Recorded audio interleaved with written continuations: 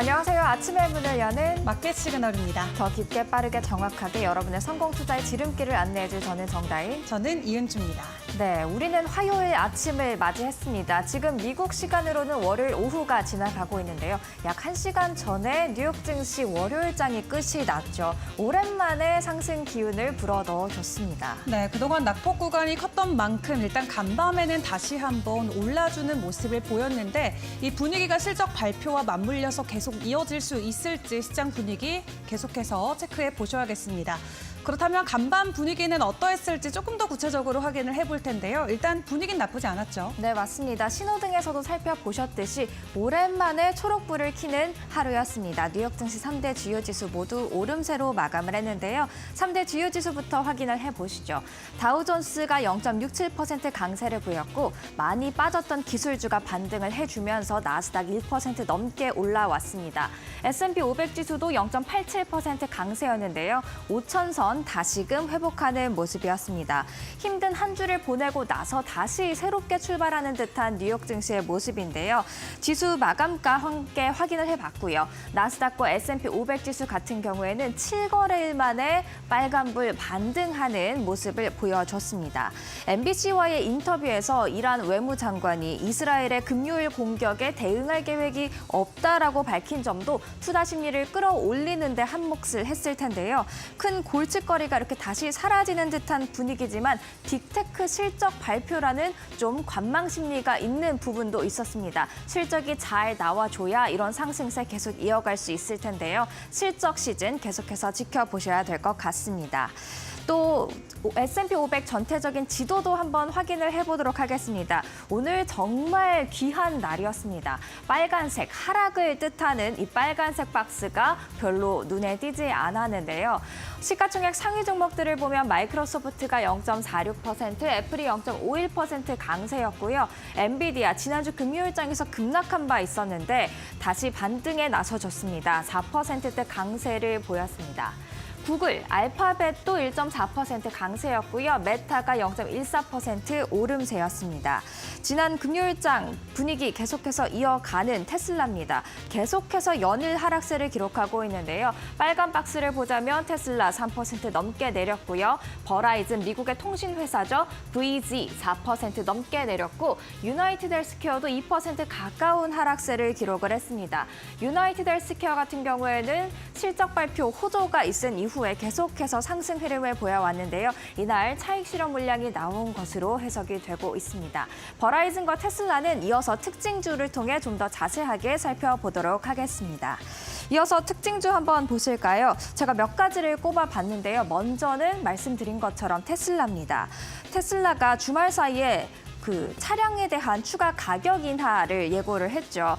그러면서 이날 장중 52주 신저가 주당 $140 아래로 내려가는 모습 보이기도 했는데요. $140를 하회한 건 지난해 1월 25일 이후 처음이었습니다.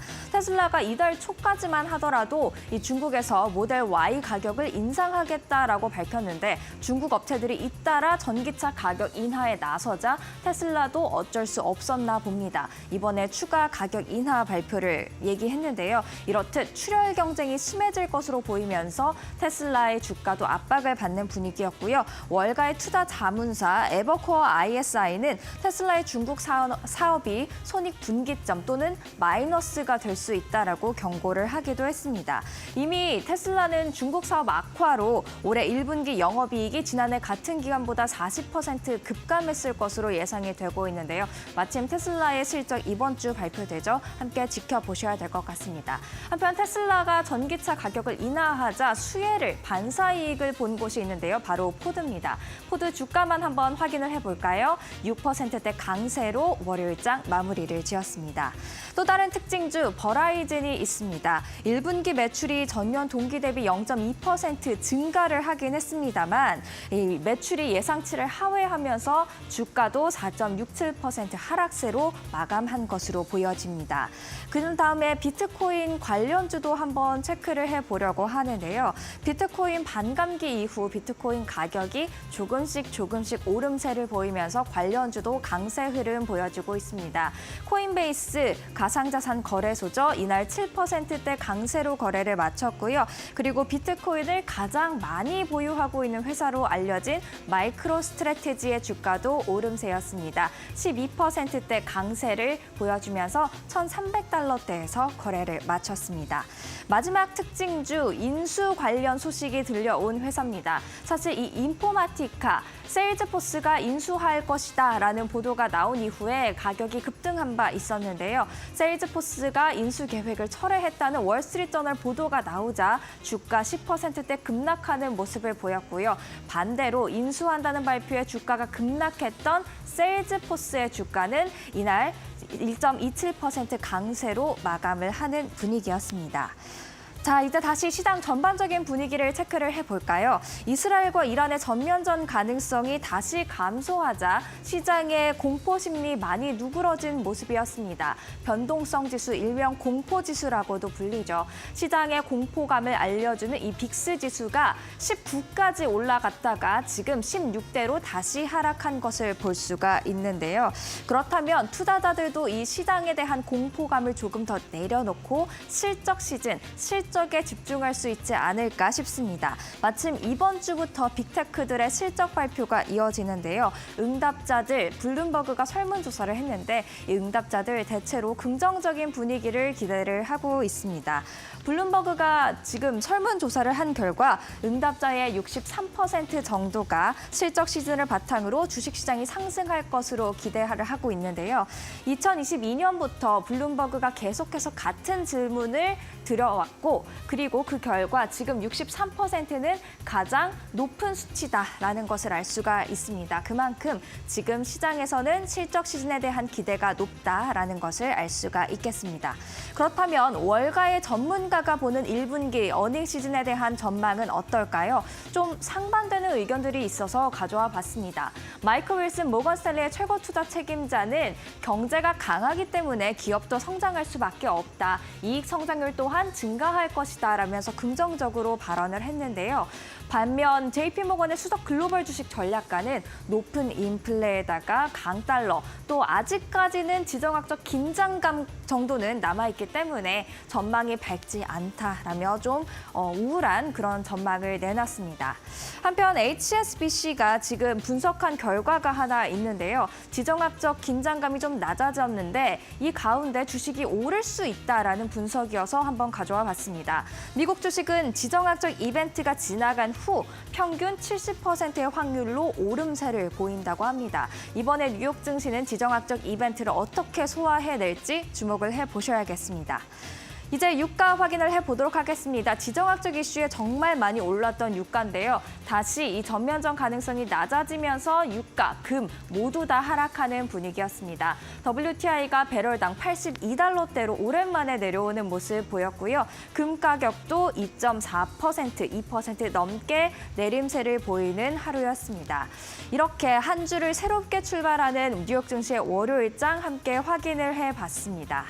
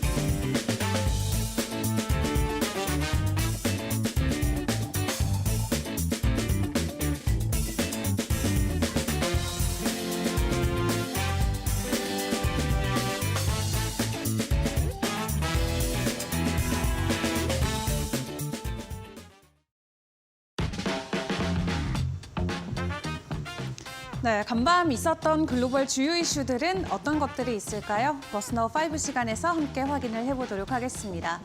지난주까지 지정학적 리스크 그리고 여러 가지 금리 인하 시기 지연과 관련된 우려 때문에 미국 시장을 이끌고 있던 매그니피센트 7 주가가 크게 흔들렸습니다. 다만 어제는 일부 종목들 위주로 다시 반등 흐름이 나와줬는데요.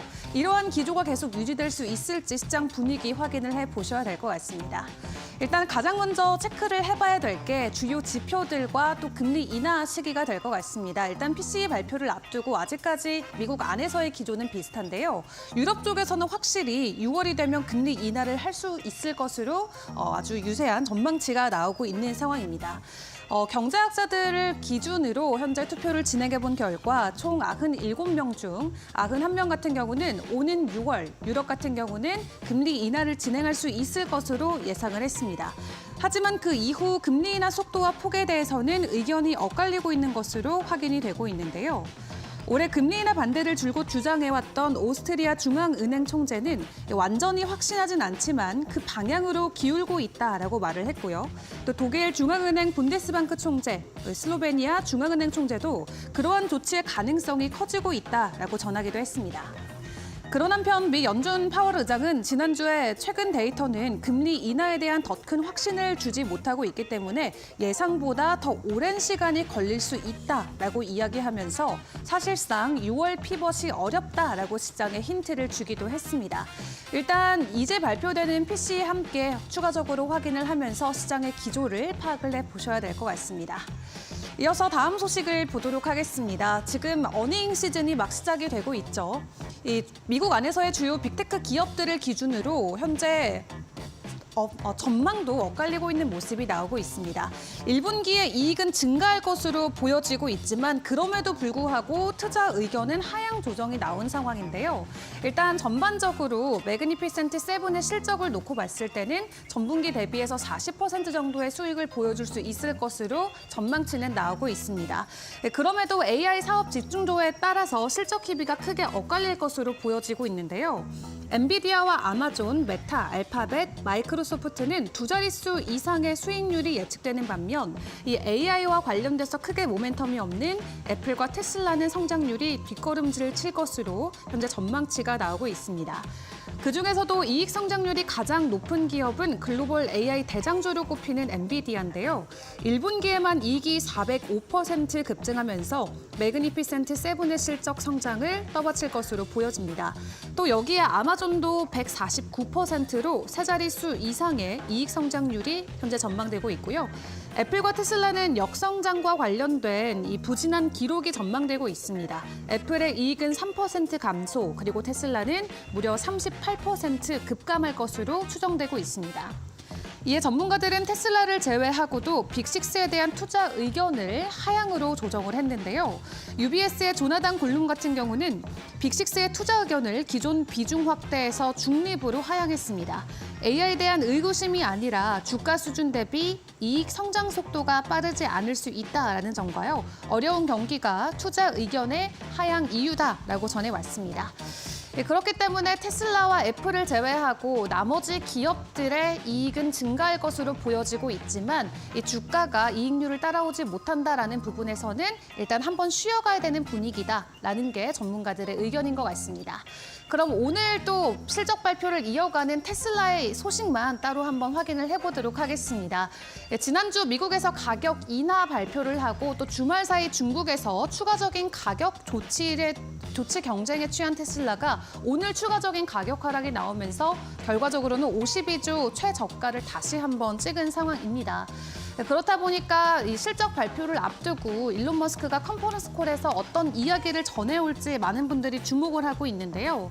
글로벌 전기차 자체가 시장 안에서 침투율이 내려가고 있는 부분도 걱정이 되지만 앞으로 저비용과 관련된 모델을 어떻게 추진할 건지 또 중국 안에서 관련 전기차 브랜드들과 어떤 경쟁을 보여줄지 그리고 앞서 발표했던 로보택시와 자율주행과 관련된 업데이트는 현재 어디까지 진행이 됐는지 일론 머스크가 해답을 명확히 해줘야 될 부분들이 아직도 많이 남아 있습니다.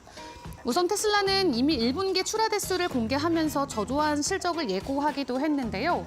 월가에서는 중국 사업 악화 등의 영향으로 테슬라의 올해 1분기 영업이익이 작년 동기보다 40% 급감하고 매출은 4년 만에 처음으로 감소할 것으로 예상을 하고 있습니다. 투자자들은 가격 인하로 인한 추가적인 수익성 하락으로 2분기 실적도 기대하기는 어려울 것으로 우려를 하고 있는데요. 이렇게 테슬라의 판매 부진은 시장 자체에 대한 비중 축소도 있지만 현재 새로운 차량을 출시하고 있지 않고 저가형 모델이 없는 게 투자자들의 가장 큰 불안 포인트로 작용이 되고 있습니다. 전문가들도 입을 모아서 이야기를 하고 있죠. 지금은 기존 차량의 가격을 낮출 때가 아니라 빨리 저가형 뉴 라인업을 보여줄 때다라고 말이죠. 추가적으로 소식이 전해질 수 있을지 또 다른 모멘텀들은 어떤 것들이 있을지 일단 오늘 발표되는 테슬라의 실적 주목을 해보시죠. 이어서 다음 소식 확인을 해보도록 하겠습니다. 이 AI와 관련된 모멘텀이 계속 부각이 되면서 이제 또 주목받는 건 시장에서 전력과 관련된 부분이 되겠습니다. 이 기술을 설비가 따라오지 못한다라는 게 시장의 전반적인 총평인데요. 그래서 그런지 샘 올트먼은 최근에 태양광 스타트업에 $2천만 투자한 것이 확인이 됐습니다. 이번에 샘 올트먼이 투자한 회사는 엑소와트라는 기업인데요. 샘 올트먼뿐만 아니라 월가 유명 VC인 앤드리슨 호르위츠도 투자에 참여한 것으로 확인이 되고 있습니다. 엑소와트는 널찍한 패널을 사용하는 일반적인 태양광 업체와는 달리 렌즈를 사용해서 태양광열을 모은다라고 하는데요. 이 렌즈를 통해서 태양광을 한데 모은 이후에 열로 변환하기 때문에 발전 효율뿐만 아니라 비용 절감 효과도 큰 것으로 확인이 되고 있습니다.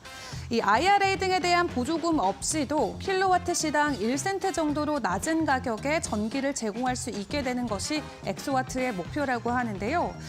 이 정도 가격이면 에너지가 풍부해서 전력 요금이 저렴한 텍사스주보다도 더 낮은 수준이라고 합니다.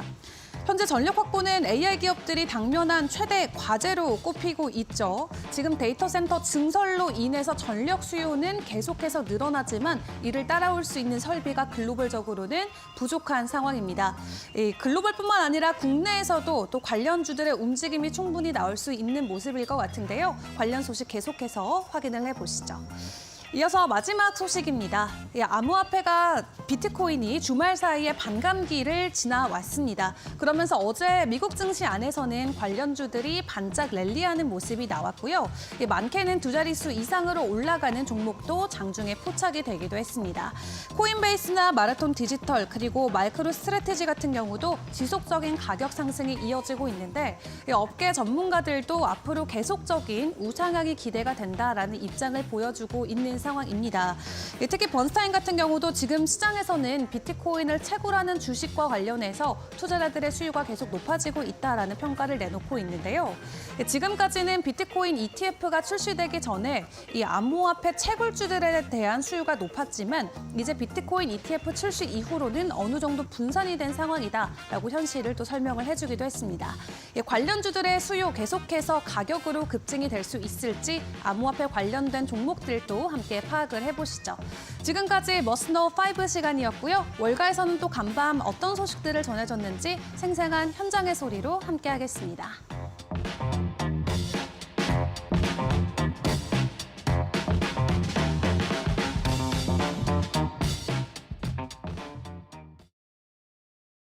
So I think what we saw, especially what's driving the stocks, what we saw last week was a big tech sell-off, and this week is an anticipation of the first big tech companies reporting their reporting their earnings. So actually, there's a lot of nervousness in the market, and they were expected to grow their earnings over 60% in the first quarter. So that's actually a pretty high bar to clear. So what we see in the market is an anticipation and kind of what will happen, by how much will they what they will report, will they miss, will they exceed, by how much, and especially what they will guide going forward.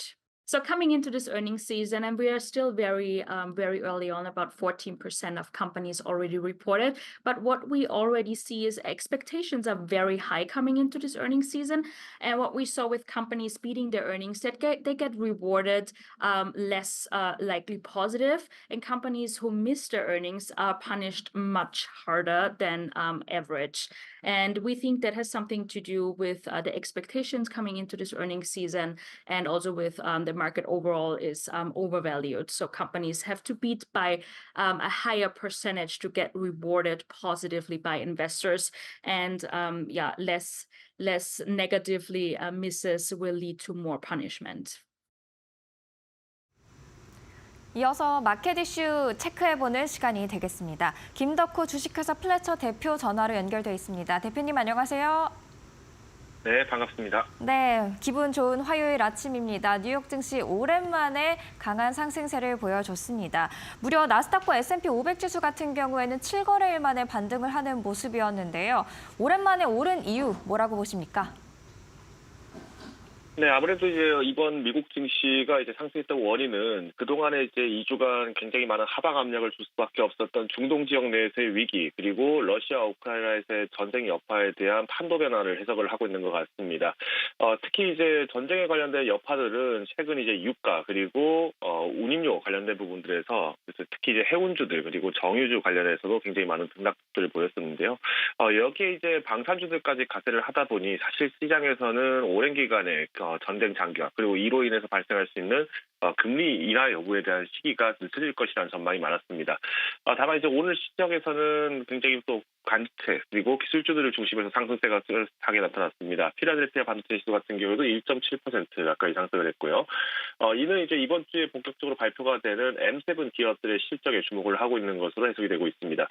특히 이제 내일 같은 경우에는 테슬라가 또 이제 실적 발표를 앞두고 있는데 가장 중요한 시점이 아니지 않을까. 그동안 이제 M7에서의 축출 논란까지 나올 정도로 굉장히 많은 이미지 훼손을 입었던 테슬라도 오늘 이제 장주에서 138달러까지 호퇴를 했습니다만은 장중에는 다시 140달러까지 지지하는 여부까지 올라갔습니다. 이어서 이제 메타 같은 경우에도 이어서 마찬가지로 발표 예정이고요. 알파벳과 마이크로소프트, 인텔은 25일에 발표 예정입니다. 아무래도 많은 분들이 기다리고 있는 엔비디아가 또 22일 날, 그러니까 5월 22일에 발표가 있다 보니까 앞으로 한 달 정도 시간이 남았는데 이 내용은 결국 이제 이번 주 내에서 발표를 하는 주요 빅테크 기업들의 실적이 결국은 엔비디아의 주가의 향방을 나타낼 것으로 전망이 되고 있습니다. 더불어서 이제 미국의 3월 시카고이어는 전미활동 지수가 2달 연속 확장세를 나타낸 것도 긍정적이라고 볼 수 있을 것 같습니다. 이 시카고이어는 전미활동 지수 같은 경우에는 생산과 소득, 그리고 고용과 실업, 소비와 주택, 그리고 판매 지수 등 4개 부분에 대해서 총 85개 경제 지표를 활용해서 가중 평균을 내는 지표인데요. 이 지표가 이제 2달 연속 확장세에 있다는 것은 장기적 성장 시에서는 충분히 긍정적인 의미를 갖고 있다는 것을 의미합니다. 특히나 3월 같은 경우에는 지난 비노업 고용 지수가 이제 4월 5일날 발표가 됐었는데요. 예상이 21만 2천 명인데 대비했을 때 30만 3천 명이 고용이 됐다는 것에 대한 건수가 발표가 되게 돼서 고용 시장이 굉장히 탄탄한 점 주목을 받고 있습니다. 앞으로 이제 26일날 발표 예정인 3월 PCE 지표가 지금 주목이 되고 있습니다. 특히 이제 예상치인 2.6%를 돌파하지 여부가 굉장히 관건인데 지난 3월 CPI 지수 그리고 PCE 지수 같은 경우에 3월에 발표했던 PCI 그리고 CPI 지수 같은 경우에는 최근 유가 중동 리스크가 반영이 조금 다소 적게 된 부분이 있기 때문에 아무래도 이제 26일 이후부터는 본격적인 시장에서의 반응이 조금 빨라질 것으로 해석이 되고 있습니다. 네, 실적부터 지정학적 이슈들 그리고 최근 나온 경제 지표까지 모두 다 짚어주셨습니다. 그렇다면 이렇게 미국 증시 내에서 주목해야 할 이슈들이 국내 증시에는 또 어떻게 영향을 미칠지 설명 부탁드리겠습니다. 네, 우선은 이제 전일 반도체 매물이 추세를 하게 되면서 외국인을 비롯해서 기관에서도 일부 수급 매물이 나왔습니다. 다만 이제 시장에서는 아직까지 그동안 이제 기술주의 과열에 대한 부각이 계속 목소리가 나오고 있는데요. 특히 이제 미국에서는 국채금리, 즉 이제 장단기 금리 역전 이후에 국채금리 인상에 대한 부분들을 주목을 하고 있는 것 같습니다. 다만 이제 오늘 시장에서는 기관들보다는 외국인들의 수급 회복이 굉장히 관건이라고 좀 주목을 하고 있고요. 더 나아가서 지금 미국 하원에서 우크라이나와 이스라엘에서 130조 원의 지원을 하는 법안이 통과가 됐기 때문에 여기에 대해서 이제 우리 국내 방산주들 움직임을 한 번 더 살펴보시면 좋을 것 같습니다. 특히 이제 전날 북한에서는 이제 단거리 탄도 미사일을 또 발사를 하게 됨에 따라서 이제 마찬가지로 뭐 빅텍이나 스페커 같은 소형 방산주들의 움직임들도 다소 주의하셔야 될 거라고 판단을 하고 있고요. 전반적으로 지금 전쟁 여파에서 방공망 체계에 관련돼서 굉장히 많은 논의가 되고 있습니다. 특히 이제 우크라이나 같은 경우는 맨패즈 무기뿐만 아니라 패트리어트와 같은 주요 방공 체계까지도 주목이 되고 있기 때문에 이 점 참고하시면 좋을 것 같습니다. 네, 잘 들었습니다. 지금까지 김덕호 주식회사 플래처 대표였습니다. 감사합니다. 감사합니다. 네, 이어서는 시장에 영향을 미칠 수 있는 마켓 리더들의 한마디 보고 오겠습니다.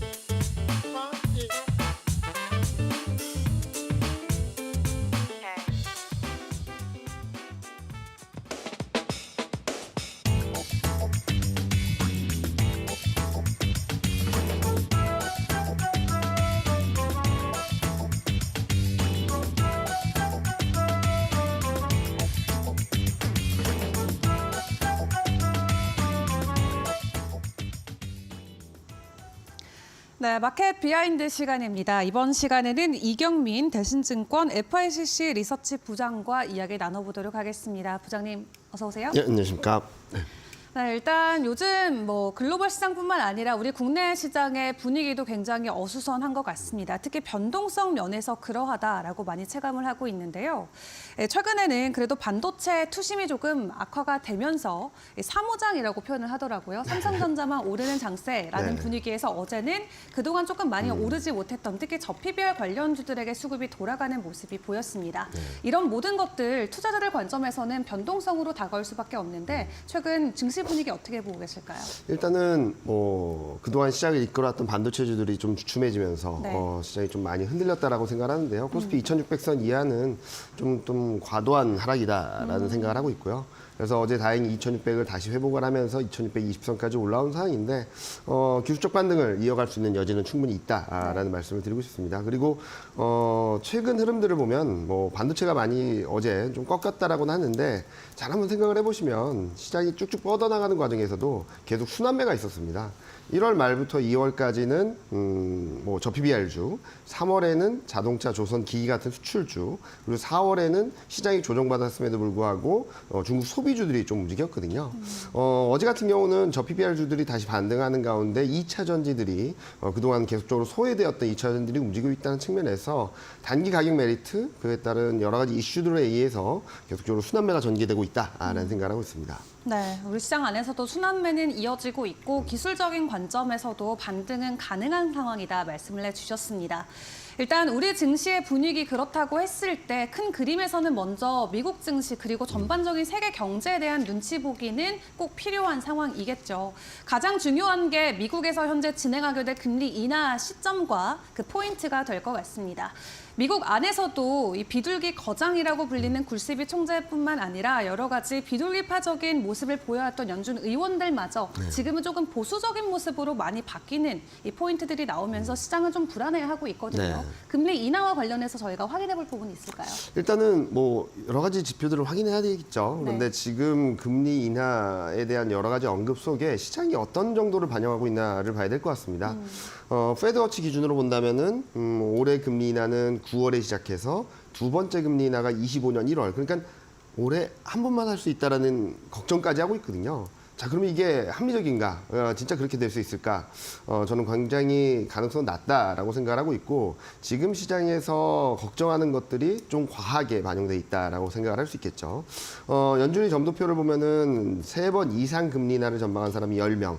2번 이하로 전망한 분이 9명 네. 이렇게 비등비등했거든요. 근데 이게 한 번 이하로 가려면은 한 대거 이동을 해야 되는데 그렇게까지는 좀 쉽지 않겠다. 이렇게 본다면은 지금 연준의 점도표 변화를 감안하더라도 통화 정책에 대한 불안 심리가 좀 과하게 들어왔다라고 생각하고 있고 26일 이번 주말에 발표하는 PC 물가 그리고 5월 중순에 발표되는 4월 CPI 물가를 확인하면서 시장은 좀 안정되고 좀 정상화되는 그냥 과도했던 금리 인하에 대한 불안감들이 좀 정상화되는 과정들이 코스피를 비롯한 글로벌 증시, 특히 미국 증시 반등에 좀 동력이 되지 않을까라는 생각을 하고 있습니다. 네, PC 먼저 체크해야 된다 말씀을 해주셨는데 오는 이제 26일에 발표가 됩니다. 연준이 가장 선호하는 인플레이션 지표로도 알려져 있는데 앞서 우리가 먼저 확인했던 CPI나 PPI를 통해서 일단은 시장이 기대했던 것보다는 모두 예상을 웃도는 네. 수치가 나오긴 했거든요. PC는 어떻게 예상할까요? 일단은 CPI에서 가장 충격을 받았던 것은 예상보다 높았던 것도 있겠지만 파월 연준의장이 말했던 계절성 그리고 디스인플레이션 유효하다라는 게 다 깨졌거든요. 계절성이 있다 하더라도 3월 달에도 반등을 이어갔고 또 하나는 코어 CPI 같은 게 계속적으로 둔화되는 그림이었는데 예상치를 상회하면서 플랫해졌죠. 그러니까 디스인플레이션에 대한 근거도 좀 약해지다 보니까 시장이 굉장히 충격을 받았다라고 생각할 수 있을 것 같습니다. 다행히 PC 같은 경우는 헤드라인 PC라 그래서 PC 물가는 반등을 하지만 코어 PC는 2월 2.8에서 3월 2.7로 소폭 둔화될 것으로 예상이 되고 있어서 물가 둔화 특히 코어 물가 둔화가 여전히 유효하구나라는 것을 인식하게 될 경우 시장에서는 통화 정책에 대한 불안감들이 좀 안도감으로 돌아가는 계기가 되지 않을까라는 생각을 하고 있고요. 좀 더 나아가서 말씀드리면은 5월 중순에 발표되는 4월 CPI는 네. 그동안 반등했던 헤드라인 CPI는 정체되고 코어 CPI가 다시 둔화되는 그림을 보여준다는 전망치가 들어오고 있어서 저는 지금부터 5월 중후반까지는 좀 반등을 염두에 두고 대응을 하는 게 맞지 않을까라는 생각을 하고 있습니다. 네, 좋습니다. 일단 금요일에 발표가 되는 만큼 당장 이번 주는 아무래도 주요 지표들보다는 실적에 조금 더 시장이 민감하게 반응하지 않을까 하는 생각이 드는데요. 이 실적과 관련된 부분도 좀 추가적으로 확인을 해봐야 될 것 같습니다. 빅테크 기업들의 실적이 줄줄이 발표가 되는데 일단은 AI와 관련된 모멘텀이 강한 기업들 같은 경우는 호실적이 예상이 되지만 그렇지 못한 테슬라나 애플 같은 경우는 오히려 거꾸로 가는 모습이 현재 전망이 되고 있거든요. 빅테크 실적 관련해서 체크해볼 포인트는요? 일단은 뭐 실적이 좋을 거냐 나쁠 거냐 예측하기 굉장히 어렵죠. 네. 그런데 전반적으로 빅테크 기업들은 좀 차별화가 되고 있다고 생각을 하고 있습니다. 뭐 엔비디아를 비롯한 반도체 기업들은 상향 조정되고 있는데 반해서 애플이나 테슬라는 뭐 정체되거나 소폭 하향 조정되고 있는 상황입니다. 네. 실적 결과에 따라서 주가가 어떻게 반응할까? 뭐 물론 실적이 예상보다 좋으면은 움직일 거라고 생각합니다. 위쪽으로.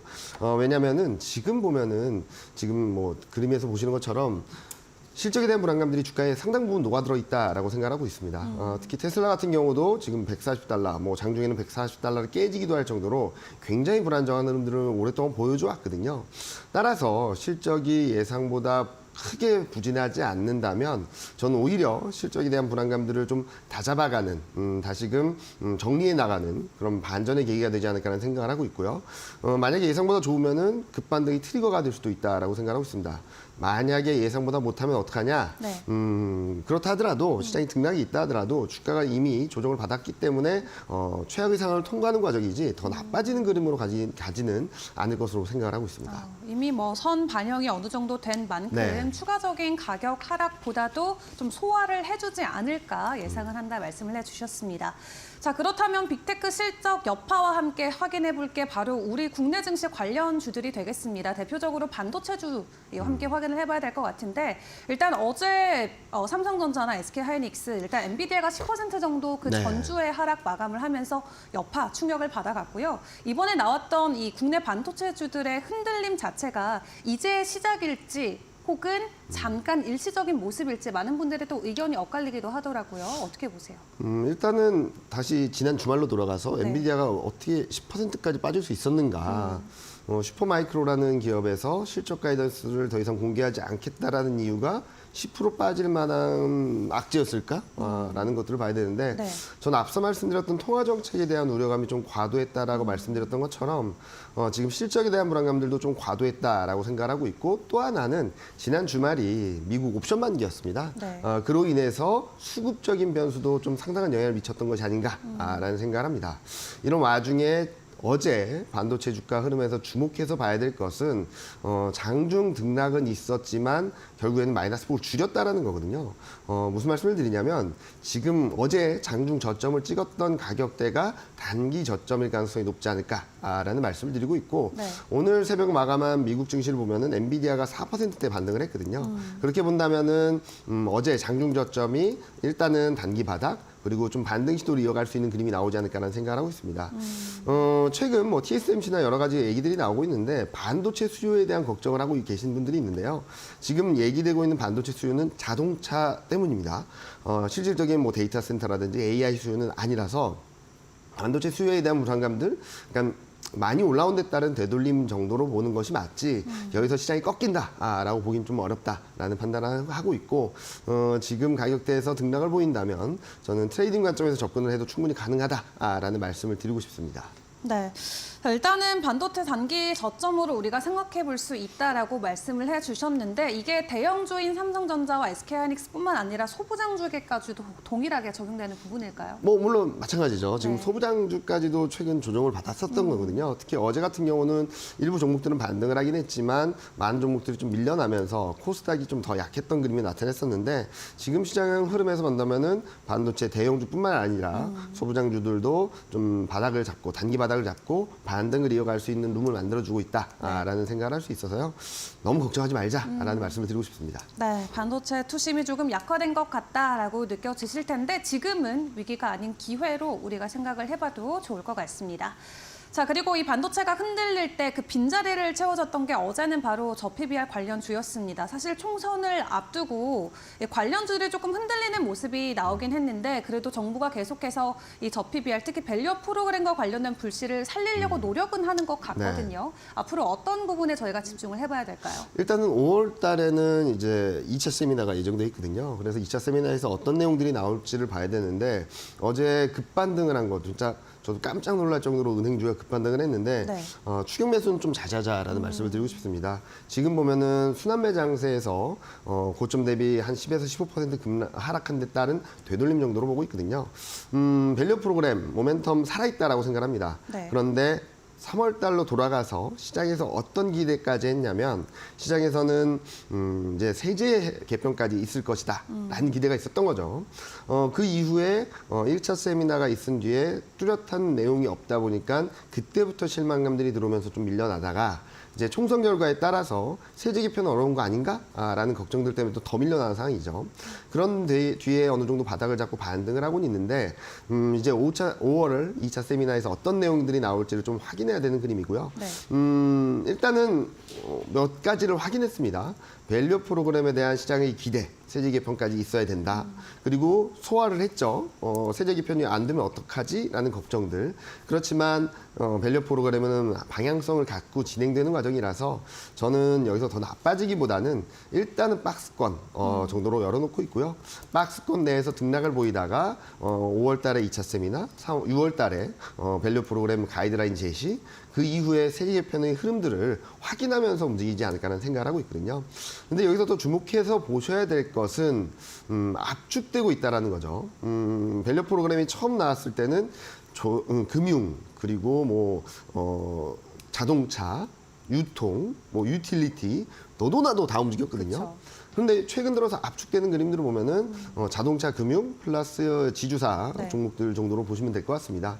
따라서 지금은 처음에 움직였던 것처럼 너도 나도 같이 움직이는 그림보다는 확실한 모멘텀이 있고 확실하게 주주 환원 정책을 더 강하게 가져갈 수 있는 종목들로 압축되고 있다는 측면에서 자동차, 금융주에 좀 포커스를 두시면 좋지 않을까 생각을 하고 있습니다. 네, 일단 어제 좀 크게 반등이 나왔는데 당분간 박스권 등락을 오가다가 5월에 2차 세미나 어떤 내용이 발표될지 일단 시장이 주목할 것 같다 말씀을 해주셨습니다. 그리고 처음 이러한 프로그램과 소식이 전해졌을 때 관련주들이 모두 손을 잡고 오르는 모습을 보였다라고 하면은 이제는 이 자동차나 금융사 그리고 지주사에 조금 포커스를 더 맞춰서 가는 움직임이 나오지 않을까 예측을 해주셨는데 이 중에서도 조금 자동차 관련주들에 많은 분들이 더 관심을 보이고 계신 것 같아요. 특히 강달러가 이어지고 있는 만큼 추가적인 수혜도 기대된다라는 평가도 있는데 그 중에서도 자동차 관련주들을 어떻게 보실까요? 말씀해 주셨던 것처럼 금리 인하 사이클에서는 금융주가 좀 쉽지 않습니다. 그렇기 때문에 저한테 하나만 골라라고 하면 네. 저도 자동차를 고르고 싶은데 일단은 수출 모멘텀은 있죠. 근데 지금 걱정이 되는 것은 글로벌 경기 둔화로 인해서 자동차 수요가 약해질 수 있다는 걱정들이 있는데 대신증권에서는 작년 말에 올해를 전망하면서 자동차 업종을 탑픽 업종으로 말씀을 드렸는데 그렇게 말씀드렸던 이유는 밸류 프로그램을 기대하진 않았지만 밸류에이션 정상화될 수 있다. 밸류가 너무 싸다. 그런데 밸류에이션이 정상화될 수 있는 트리거가 하반기쯤 나올 텐데 나올 수 있는 번수는 4분기에 조제 공장이 완공되면서 아이오닉 7이 생산되고 그로 인해서 자동차 비중, 전기차 비중이 늘고 IRA 법안 수혜까지 받을 수 있는 기대감들이 들어오면 밸류에이션은 여기서 멈추진 않을 거다. 더 올라갈 것이다 라는 말씀드렸는데 이 모멘텀이 아직 살아있거든요. 네. 그렇게 본다면은 저 PBR 중에서도 밸류 프로그램 수혜주 중에서도 개별적인 모멘텀을 갖고 있는 자동차는 조금 더 열어놓고 대응을 하셔도 좋지 않을까라는 말씀을 드리고 있고 단기 박스권 등락이 있다 하더라도 여기서 무너지는 그림이 아니라 더 올라가기 위한 등락이다 정도로 보시면 좋을 것 같습니다. 네, 좋습니다. 그중에서도 자동차 섹터 긍정적으로 바라보신다. 아직 그런 시각 유효하다 말씀을 해주셨고요. 네, 저 PBR 관련해서 여러 가지 업종들 그리고 또 반도체 관련 업종들에 대한 상황을 함께 짚어봤는데 시장에서 아직도 주목을 받고 있지 못한 섹터가 혹시 있다라고 했을 때 우리가 어떤 부분에 좀 집중을 해보는 게 좋을까요? 앞서 말씀드렸듯이 순환매 장세거든요. 네. 저 PBR주 올랐다가 수출주 올랐다가 중국 소비주 올랐고, 그리고 어제 같은 경우는 뭐 저 PBR주가 다시 오르고, 그런데 이 과정에서 계속 소외받고 있는 업종이 딱 두 개가 있는데, 네. 2차 전지랑 인터넷이 움직이지 않고 있습니다. 다행히 어제는 2차 전지가 반등을 좀 세게 했던 모습을 보여줬는데 인터넷은 아직까지 바닥권이거든요. 네. 저는 좀 더 올라갈 수 있는 룸이 있다라고 생각하고 있어서 2차 전지하고 인터넷 좀 관심 있게 바라보자라는 말씀드리고 싶습니다. 주가가 많이 내려와 있다라는 의미는 그동안 시장의 악재들, 실적에 대한 불안감들 이런 것들이 많이 주가에 선반영되었다는 측면에서 실적이 굉장히 망가지는 그림, 다음 실적까지도 망가질 수 있다는 걱정이 들어오지 않는 한 여기서 더 떨어지기보다는 안도감에 또 가격 메리트에 반등을 할 수 있는 그림이 나올 수 있다라고 생각하고 있고요. 인터넷 같은 경우는 지금 보면은 특히 N사 같은 경우는 알리익스프레스와 테무 걱정 때문에 굉장히 많이 빠진 상황이거든요. 반면에 작년 4분기로 돌아가서 생각을 해보시면 미국 플랫폼 기업들이 실적을 다 서프라이즈를 냈습니다. 그 이유가 알리익스프레스랑 테무에서 광고를 어마어마하게 받았기 때문인데 그런 흐름들이 어떻게 반영이 될지 1분기 실적을 통해서 확인하신다면 또 하나의 반전 포인트가 되지 않을까라는 예상을 하고 있어서 지금은 순환매 차원에서 2차 전지와 인터넷 업종에 관심을 가져보신다면 트레이딩 관점에서 충분히 수익을 낼 수 있는 구간으로 들어갈 수 있다라는 생각을 하고 있습니다. 네, 국내 좀 대형 2차 전지 관련주들의 좀 흐름을 볼 거면 사실 저희는 테슬라에 더 주목을 해볼 수밖에 없습니다. 근데 또 얼마 전에 전해진 소식에 의하면 중국 현지에서 이제 테슬라가 아닌 이 비아디가 점유율 1위를 차지했다라는 소식이 전해졌고요. 오늘 테슬라 실적 발표가 있는데 이미 시작은 다 예상은 하고 있습니다. 네. 안 좋을 거다 예상은 되는데 그렇다면 또 우리 증시에 있는 관련주들이 받을 타격 추가적으로 더 없을까요? 일단은 뭐 어제 급반등을 하긴 했지만 등락은 있어야 되겠죠. 네. 그런데 타격이 있다. 한국 2차전지 업체들이 테슬라에만 납품하는 게 아니라 네. 여러 업체들에 납품하고 다른 기업들에도 납품하기 때문에 저는 변동성은 있다 하더라도 다시금 저점을 깨고 가는 그림은 아니다라고 생각하고 있고 단기 급반등에 따른 어느 정도 되돌림은 있다 하더라도 좀 더 멀리 가는 그림으로 생각을 하고 있습니다. 반면에 테슬라 실적이 발표된 이후에 실적에 대한 불확실성이 선반영됐다라는 것들을 좀 인지하게 된다면 테슬라도 지금 주가에서 더 빠지기보다는 좀 바닥을 잡고 반등을 할 수 있는 룸을 만들어갈 수 있다라고 생각하고 있거든요. 네. 이런 흐름들에 동참을 하게 된다면 국내 2차 전지 관련된 종목들이 반등 탄력을 좀 더 이어갈 수 있다라고 생각하고 있고 다시 한번 말씀드리지만 이제부터 쭉쭉 올라간다는 그림보다는 네. 기술적 반등, 순환매 차원에서 움직임을 좀 더 염두에 두고 바라보시면 될 것 같고요. 직전 고점 수준까지는 한번 도전해보지 않을까라는 예상을 하고 있습니다. 네, 저점을 깨지는 않을 것이다. 하지만 반응은 할 수 있다라고 말씀을 해주셨습니다. 미국 증시뿐만 아니라 우리 증시도 계속해서 실적 발표를 이어갑니다. 그렇다면 실적 발표의 관점에서 봤을 때 우리가 집중해볼 업종 그리고 종목은 어떤 것이 있을지도 궁금한데요. 일단은 실적 전망치가 상향 조정되는 업종들은 네. 반도체, IT 가전, IT 하드웨어, 자동차, 증권 이런 업종들밖에 없거든요. 네. 근데 잘 생각을 해보시면은 이 중에서 반도체는 전자 실적 발표 이후에 좀 쉬어갔고요. 반면에 자동차는 좀 실적 기대로 좀 많이 올라왔죠.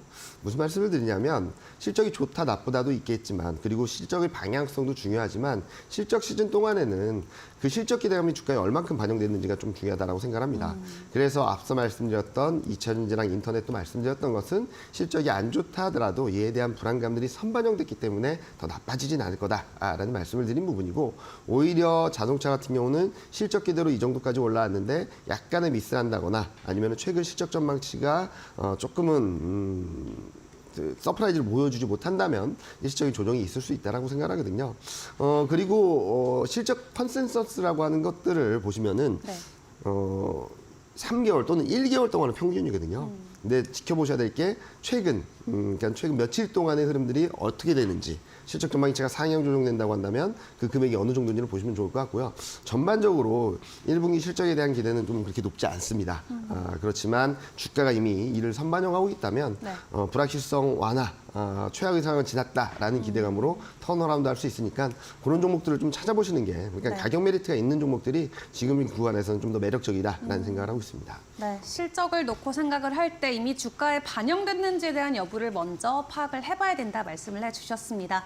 이제 4월도 정말 얼마 남지 않았습니다. 특히 이번 한 달은 이 지정학적 리스크 때문에서인지 조금 더 피곤하게 느끼시는 분들 많이 계실 것 같은데요. 얼마 남지 않은 이 4월 마지막 투자 전략도 세워봐야 될 것 같은데 어떤 부분이 가장 좋을까요? 일단은 제가 작년 하반기부터 말씀드렸던 것은 더 떨어질 것 같을 때 사고 네. 더 올라갈 것 같을 때 좀 팔자라는 말씀을 계속적으로 드려왔는데 지금도 비슷한 상황입니다. 코스피 2,600이 깨지니까 2,500 간다, 2,400 간다라는 얘기들이 나왔었고 몇 달도 아니죠. 한 달 전으로 돌아가면은 3월 중순에 코스피가 2,770을 넘으니까 네. 2,800은 넘는 건 당연하고 2,900 간다, 3,000 간다라는 얘기들이 많았죠. 지금은 사야 될 때다, 트레이딩 관점에서 접근할 때다라는 말씀을 드리고 있습니다. 1차적으로는 2,650, 그다음에 2,750 도전을 할 텐데 네. 등락이 있더라도 밀리는 그림보다는 좀 더 레벨을 높여갈 수 있는 그림들이 열려 있으니까 그런 등락 과정을 활용해서 좀 더 트레이딩에 집중하시는 구간이 되셨으면 좋겠습니다. 네, 지금 충분히 매수해도 좋은 시기다라고 평가를 해주셨습니다. 오늘 부장님과 도움 말씀 여기까지 함께하도록 하겠습니다. 수고 많으셨습니다. 네, 감사합니다.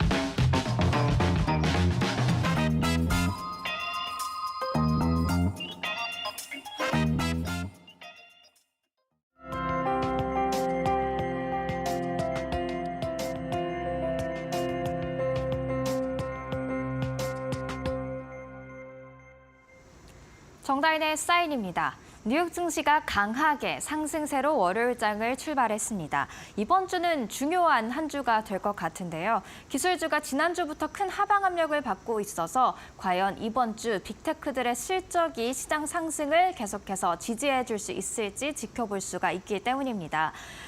변곡점으로 작용할 수 있는 시점이 바로 이 시점인 건데요. 또한 투자 심리가 아직까지는 그래도 좀 불안한 만큼 변동성을 노리고 접근을 하시는 투자자들도 있을 것으로 보여서 실적 발표 전후의 주가 변동성 클 수 있다는 점 체크를 하셔야겠습니다. 그만큼 실적에 좌우되고 또 변동성이 커질 수 있는 시장, 이 시점에서 저희는 실적에 한번 주목을 해야 할 텐데 그중에서도 어떤 부분에 주목을 해야 할지 체크 포인트들 오늘 이 시간에 짚어보도록 하겠습니다. 일단 지금까지의 실적 시즌부터 평가를 해보도록 하겠습니다. 지금까지 실적을 발표한 기업 중 74%가 시장 예상치를 상회하는 주당 순이익을 기록을 했는데요. 보시면 초록색이 예상치를 상회한 기업들이 되겠고요. 빨간색이 하회, 그리고 노란색이 부합이 되겠습니다. 상대적으로 초록색이 많은 것으로 보아 아직까지 실적을 발표한 기업들 중 순이익이 그래도 시장 예상보다 좋게 나온 것들이 많다. 안 좋게 나온 것들은 좀 있다라는 것을 해석을 해볼 수가 있을 것 같은데요. 이 74%가 시장 예상치를 상회했다고 설명을 해드렸죠. 과거 5년 평균인 77%보다는 낮지만 그래도 과거 10년 평균인 74%보다는 높은 것으로 보여집니다. 이어서 매출도 지금까지 어땠는지 한번 체크를 이어서 해볼까요? 마찬가지로 빨간색이 예상치 하회, 초록색이 예상치 상회가 되겠습니다. 순이익은 그래도 예상치를 상회한 기업들이 꽤 많았는데 매출 같은 경우에는 예상치를 상회하는 기업과 하회하는 기업 좀 절반 정도로 보여지죠. 팩트셋이 수치로 한번 계산을 해보니까 58%가 시장 예상치를 상회하는 매출을 기록했다고 합니다. 과거 5년 평균인 69%, 또 10년 평균인 64%보다도 낮아서 지금 매출은 좀 부진한 것으로 보여집니다. 하지만 전반적으로 너무 좋지도 않지만 너무 나쁘지도 않은 실적 시즌인 것 같습니다. 그래서 이번 주부터 시장에 더 큰 영향을 줄 수 있는 대기업들, 빅테크들의 실적 발표가 중요할 텐데요. 어떤 기업들이 실적 발표를 할 예정인지 한번 간략하게 살펴볼까요? 화요일에 본격적으로 GM, 테슬라 등 자동차들 주가들이 나오는 모습이고요. 그리고 수요일에는 보잉 그리고 메타가 준비하고 있습니다. 포드도 이날 실적을 발표할 예정이고요. 목요일에는 반도체 주죠. 인텔이 실적 발표를 준비를 하고 있고요. 금요일에는 에너지주 엑슨모빌과 쉐브론이 실적 발표를 준비하고 있습니다. 그러면 화요일장의 관심주부터 한번 체크를 해보실까요? 화요일장 GM과 테슬라가 각각 장 개장 전 그리고 장 마감 후에 실적을 발표합니다. 제가 따로 이렇게 컨퍼런스 콜 시간을 정리해드린 이유는 이 실적 발표 이후 컨퍼런스 콜이 진행될 때 시간외 거래 또는 정규장에서 움직임이 있기 때문에 한번 체크를 해보시라고 따로 적어드렸습니다. 일단 GM 같은 경우에는 36번의 실적 발표 중 35번 선방하는 기록을 세웠었는데요. 이번에는 전기차, 자사주 매입 관련 코멘트가 있을지 한번 체크를 해보시는 게 좋을 것 같습니다. 그리고 애증의 테슬라가 장 마감 후에 실적을 발표하는데요. 계속해서 앞서서도 설명드렸지만 전년 동기 대비 순이익이 40% 급감했을 것으로 예상이 되고 있습니다. 중국 시장 부진 때문이겠죠. 또 최근에 주말 사이 가격 인하 방침을 또 한 번 발표하면서 출혈 경쟁으로 이어지는 것 아니냐라는 그런 이야기까지 나오고 있는데요. 에버코어 ISI가 이 가격 인하로 인한 비용이 세계 최대 전기차 시장인 중국에서 발생하는 영업이익과 맞먹을 것이다. 이런 분석 내놓기도 했었죠. 그래서 최근 이 도이체방크 애널리스트 투자 의견을 하향 조정한 바 있었는데 이 전기차보다도 테슬라는 소프트웨어 관련 발언이 이 시간을 거래 그 컨퍼런스 콜에서 있을지 한번 살펴보셔야 되겠습니다. 특히 로보택시 관련 언급이 구체적으로 나올지 중요하게 보여질 것 같습니다.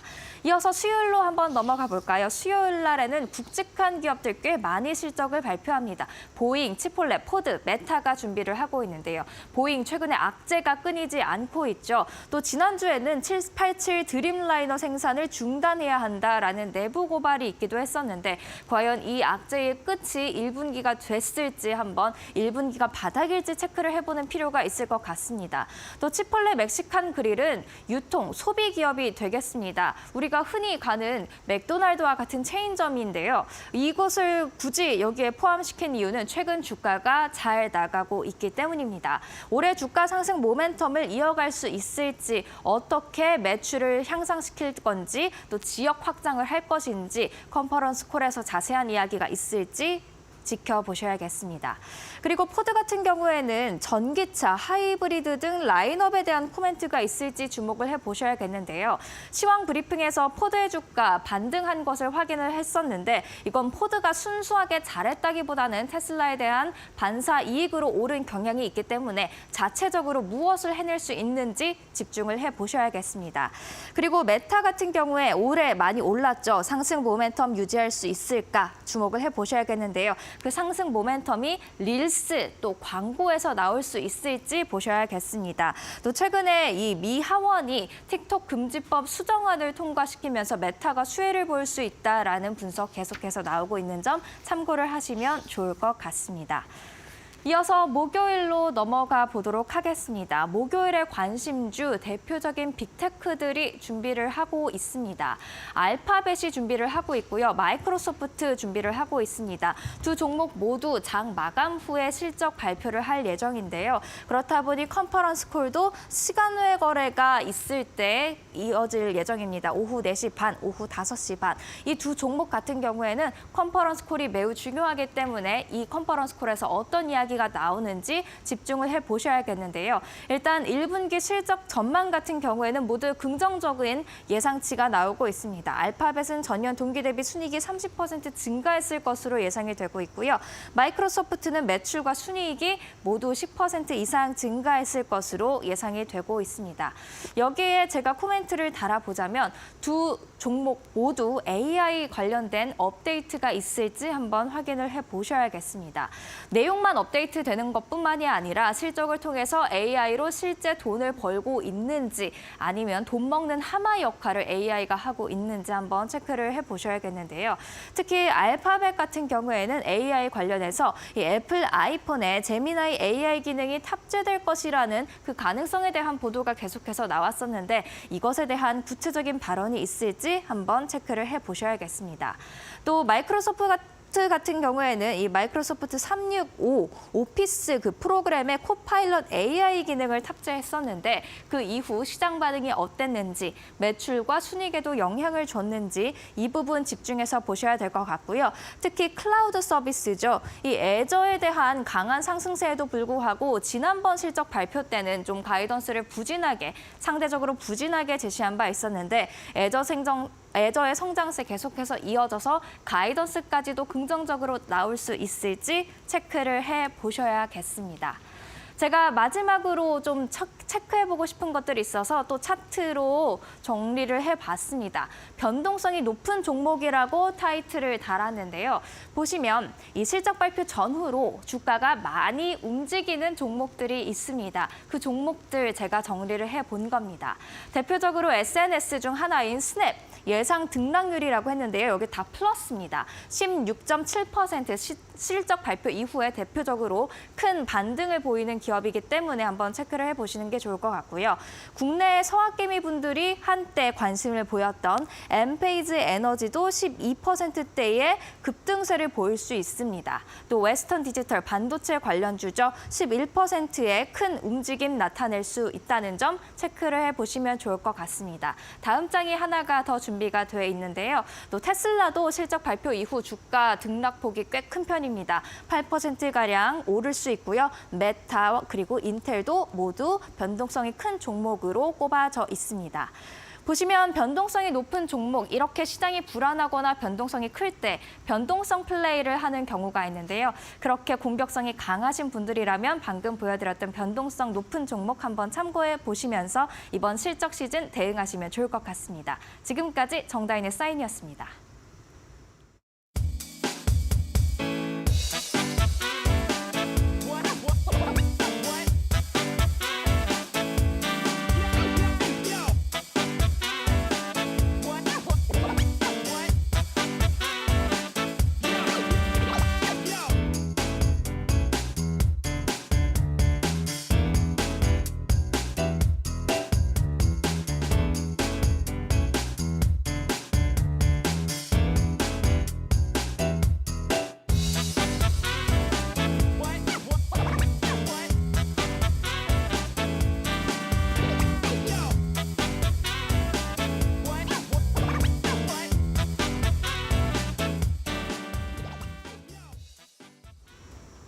마켓 시그널의 일부 월스트리트 사인즈가 끝이 날 시간이 다가왔습니다. 뉴욕 증시 그리고 체크해야 할 이슈들 점검해봤죠?